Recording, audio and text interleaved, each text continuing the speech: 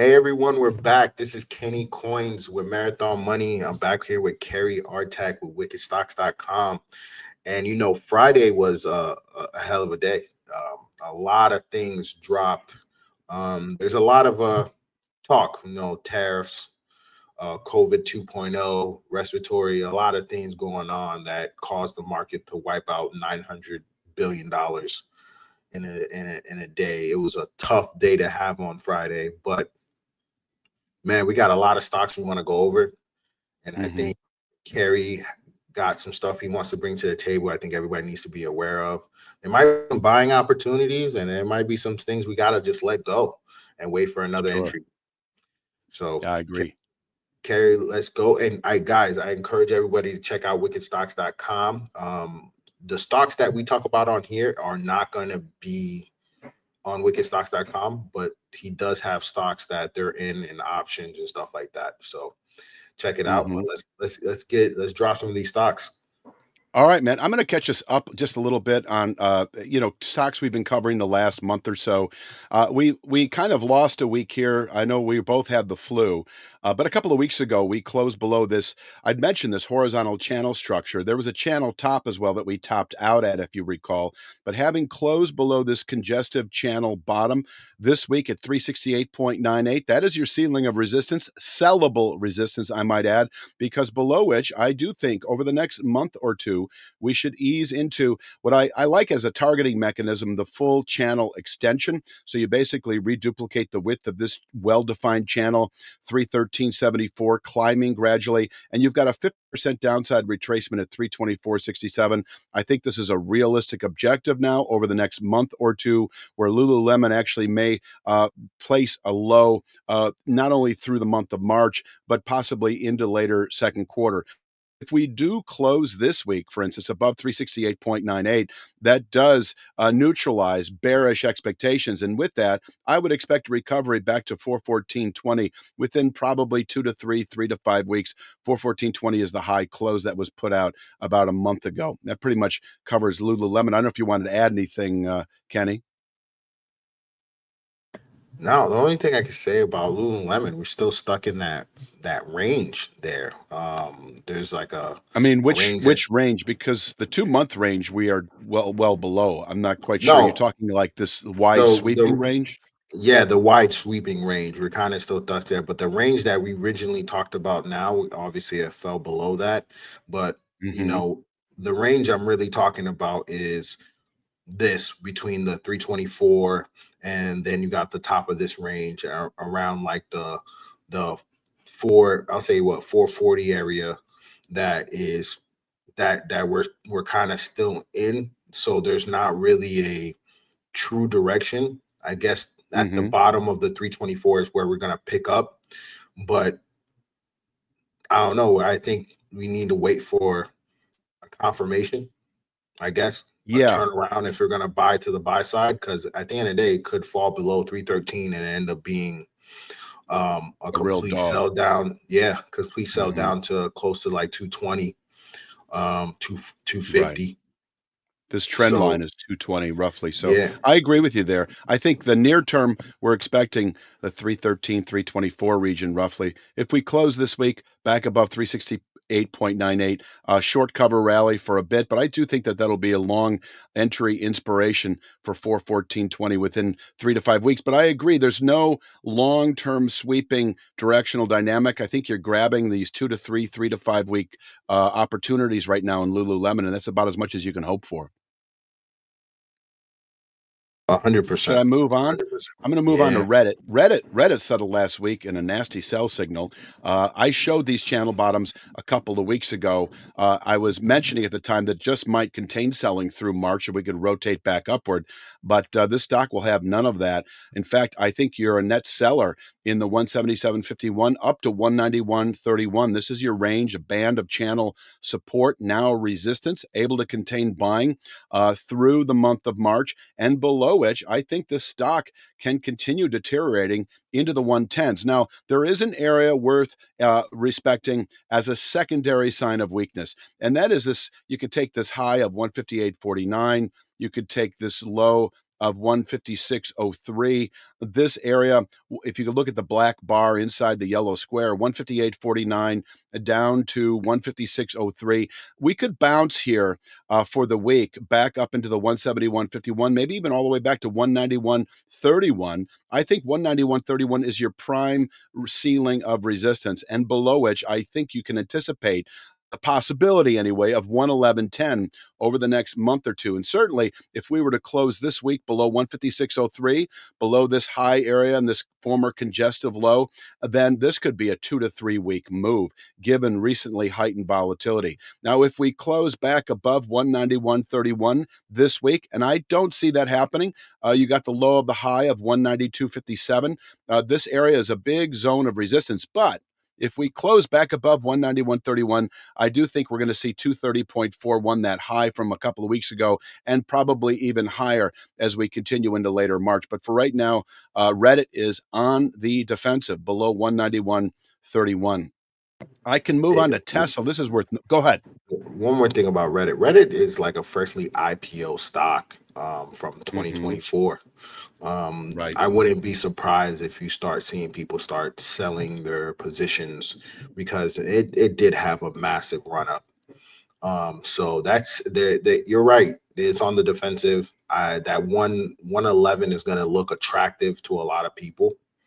Oh yeah.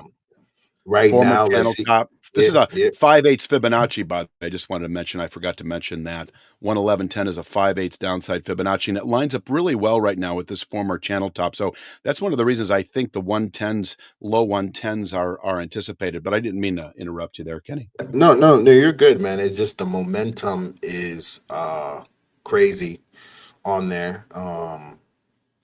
But it's a attractive stock. Everybody loves Reddit, but I just think it ran up too fast, and I think a lot of people is going to be selling. So there might be a really big momentum to the downside. I think that 111 Yeah. is going to look attractive from the 230 high.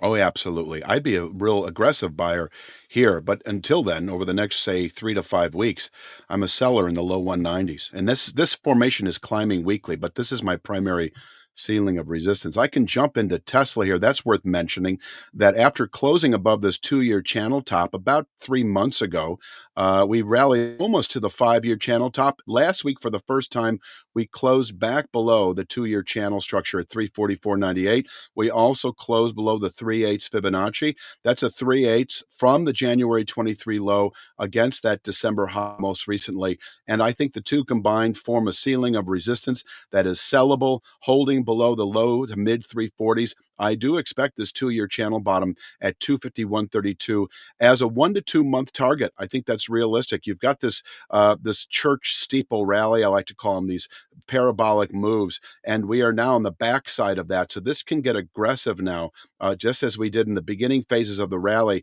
This can get aggressive to the downside. 251.32 is now my objective by the end of April or sooner, and it just might contain annual lows. It's a 2-year structure. We could round up from here. If we close the week back above 344.98, that does stabilize the outlook. And I'll go so far as to say that the high of the low, 362.70, that black bar, if we close above 362.70, that does shift the focus to the upside once again. I don't expect to see 507.45 anytime soon. I'm just going to go back to this chart. Yeah, but anyway, I think that there's a lot to be said with Tesla bearish below the low to mid 340s now. And by the way, we put out a daily Tesla analysis on our Wicked Stocks YouTube channel for free. So if people wanted to see our daily Tesla, they could just go to YouTube. I just wanted to throw that out there. 1 second, Cary. Defense manufacturers have scaled up production to meet the growing demands of armies around the world. Enter Mobilicom, a NASDAQ company, stock symbol MOB.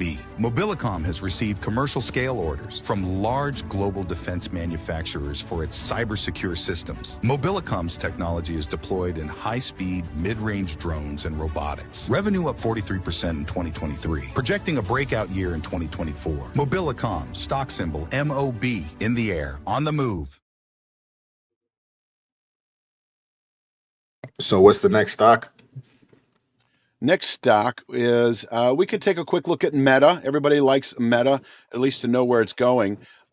We overshot the runway a little bit. There was a channel top up here, 737.05 this week. We closed above it a couple of weeks ago, but not by the required 1% margin on a long-term line study. So given what played out last week, we fell apart, closed back below the low of the high. We still have the channel top at 737.05. We also closed back below this full channel extension. I see 579.43 now as a likely. This could be within 3 to 5 weeks with heightened volatility. It could also couple of months rising steeply. This is your new buy area, I think, for those who like to play multi-week, multi-month positions. I do think this market is at risk of falling this far south, but I do think that this is a zone, if you can open this chart up, it's like a one-year channel top that may contain selling through the second quarter into later year, perhaps. If we can close above 737.05 over the next week or two, then there's really nothing left to grab. It's more like be long, stay long, and what continues to be a vertical move to the upside. What else? Let's talk Nvidia for a second, if you like.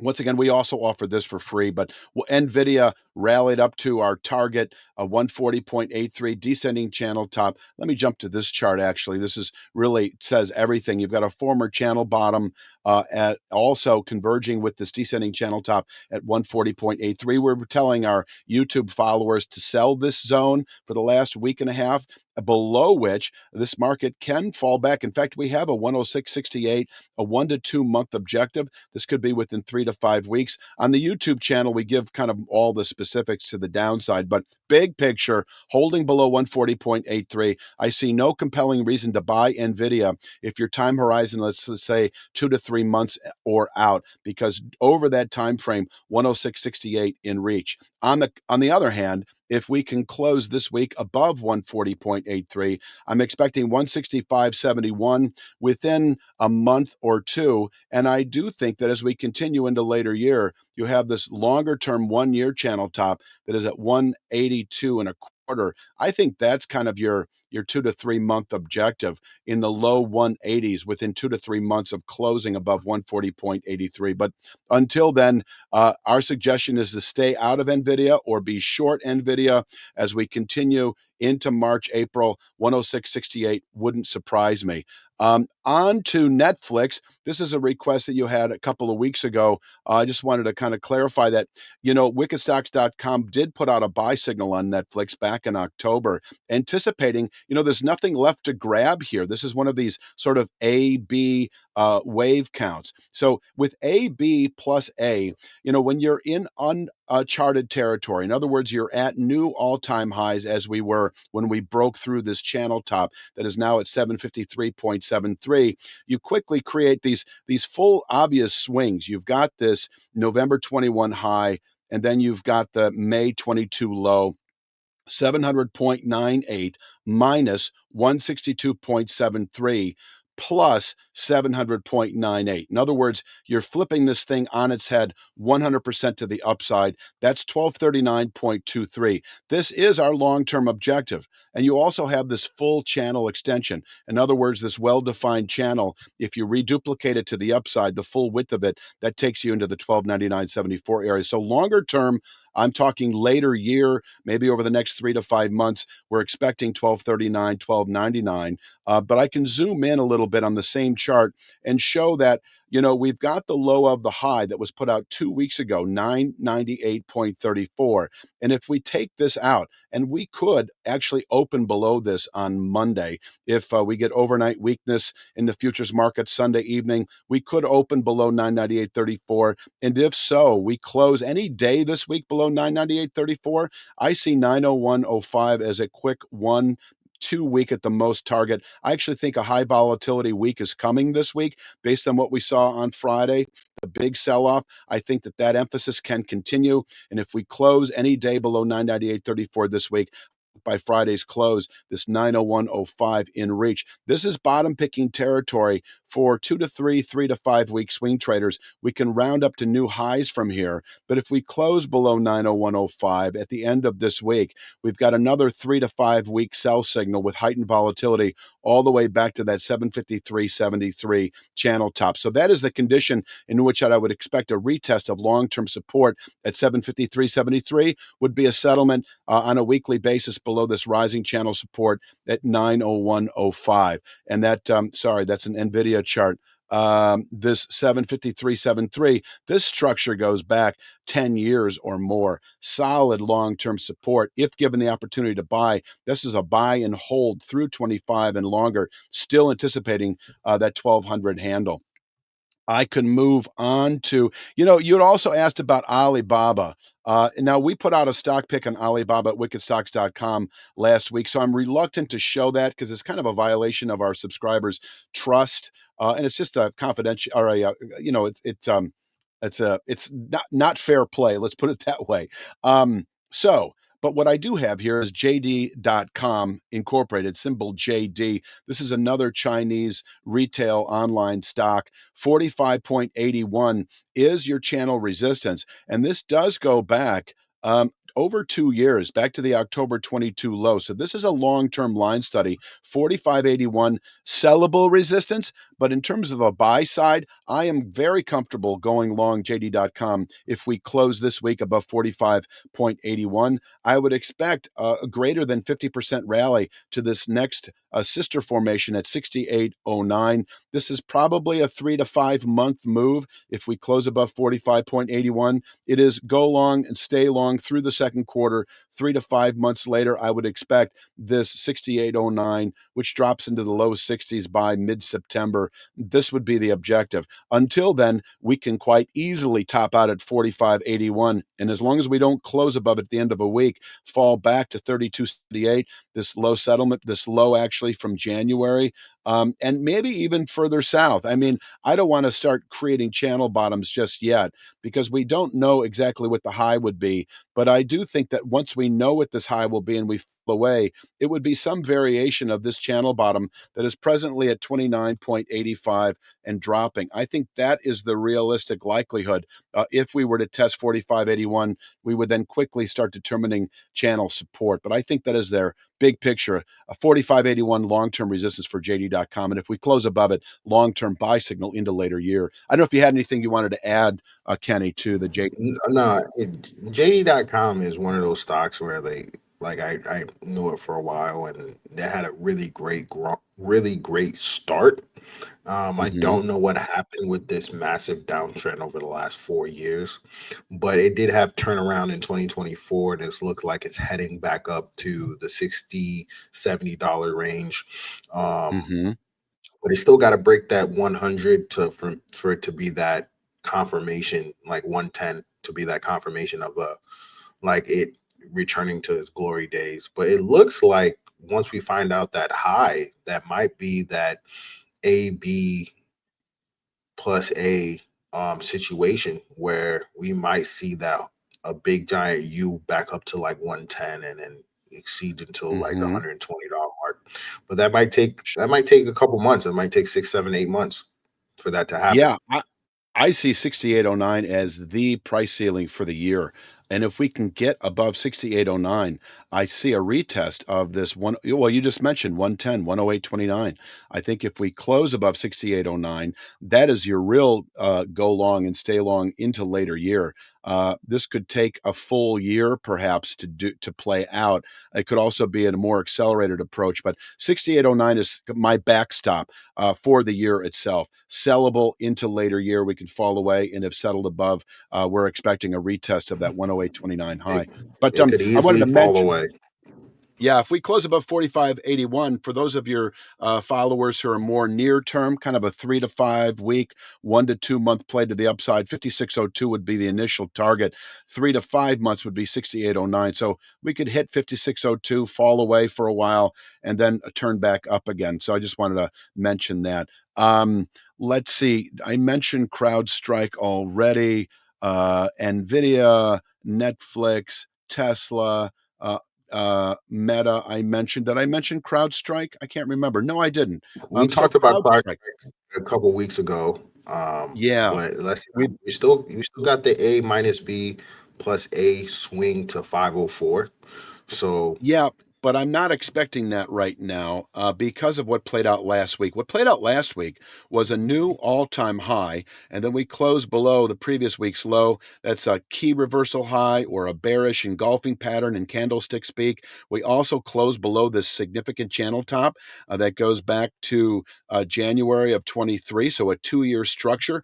The buy signal that occurred 2 weeks ago above it was significant, and the fact that we closed back below it is significant. So I see 442.30 as a ceiling of resistance through the month of March and over the next. This could be this week with the way things played out on Friday, the big sell off. We could actually see 376.34. And I think 376.34 will be the structure that will tell us whether or not this is just a temporary sell off or whether this will actually have lasting power into the later second quarter. Because if we were to close, say, this week below 376.34, I see nothing else holding this market together until we fall back into the 230s, 240s channel support. And this would be like a 2 to 3 month play to the downside, a vicious sell off, I would see with a settlement below 376.34. yeah, If we do close this week back above 442.30, yes, that 504.71 likely by the end of March, and then we could even continue higher. And if you wanted to add anything to CrowdStrike. I completely agree with you. I think this is going to be a waiting game, being patient, because if we do get a sell off again, 376, and it closes below that, I think you guys should prepare to start seeing 250, 240. Mm-hmm. Um, and you might see some We've head seen that fakes. before. Yeah, you might see some head fakes try to go back up to the odd side, but if it closes 376, it's going to be a nasty sell off to the 240 area, Yeah, I'd 235, call it 250 area. So collapse. it, Yep. it's Mm-hmm. this is just being patient, waiting, not seeing this as bottom picking. If it gets to 376, it's more like if it gets to 376 is when you keep your eye real close, because it could also be a thing that turns around at 376. But unless than that, it's really just a 80% chance will probably fall into the 200s. Sure. Yeah, I would agree with that 100%.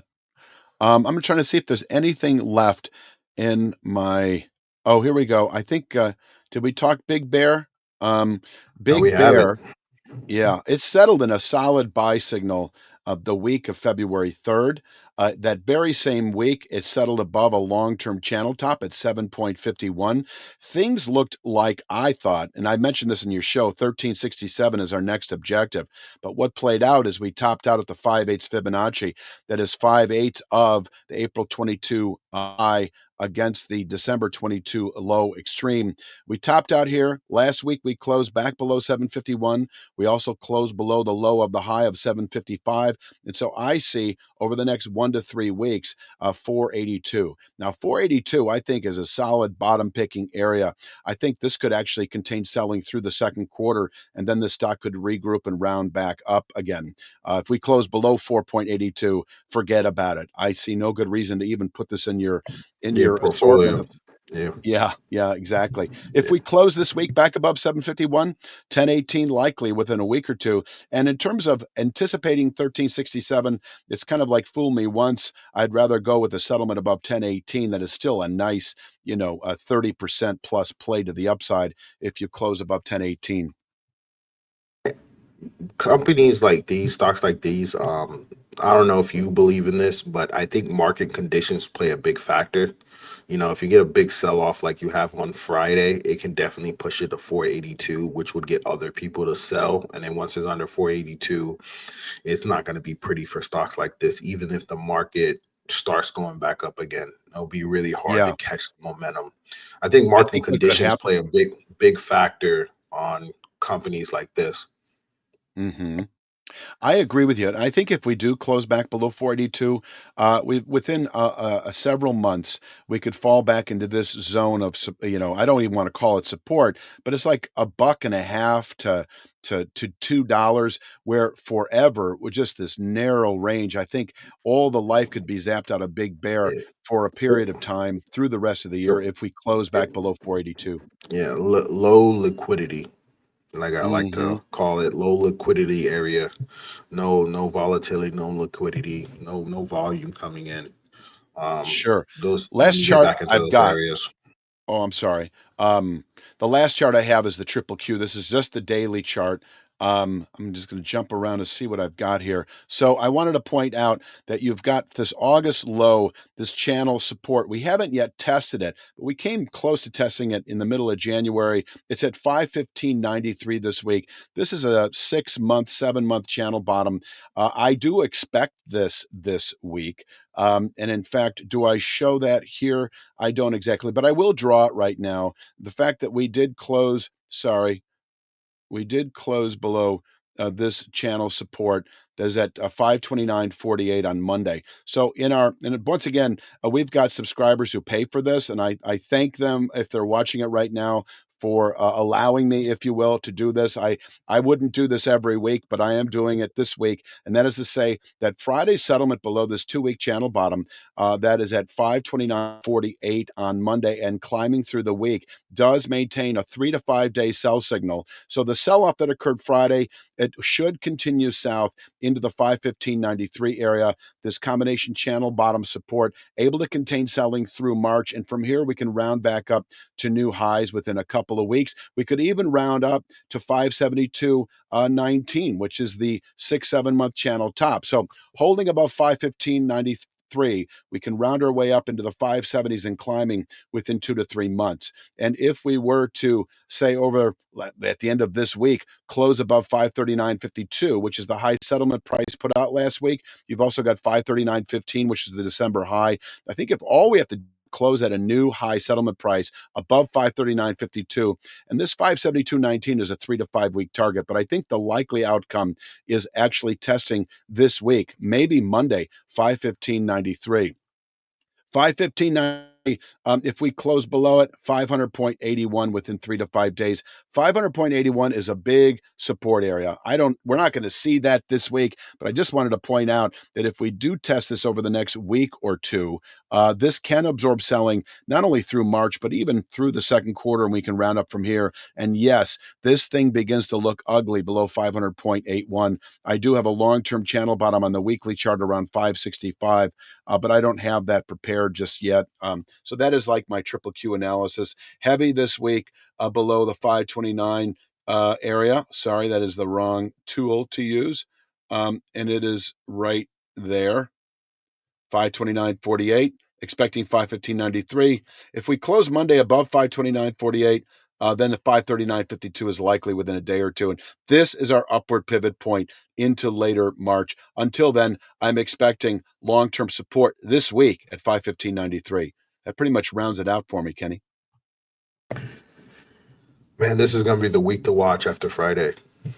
This is going to be the week to watch the stock market with everything going on. And so, because there's a lot of levels, there's a lot of stocks out there that are, because of the sell-off on Friday, or either Mm-hmm. going to be buying opportunities or wait on the sidelines, or they're going to be another sell-off. And it's probably not going to be as strong as Friday, but it's probably going to trickle down throughout the weeks, maybe 2 weeks, until we find a recovery point.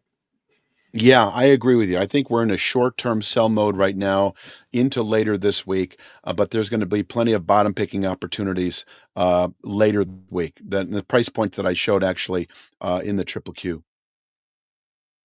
Man, thank you so much for coming on the show, man. I really appreciate it. Everybody go As check do out I. wickedstocks.com. Cary, you always do a great job. I love you on the show. Guys, hey, thank you for listening. See you guys next week. Hey, don't forget, I saw a lot of you are finally coming on to the YouTube channel.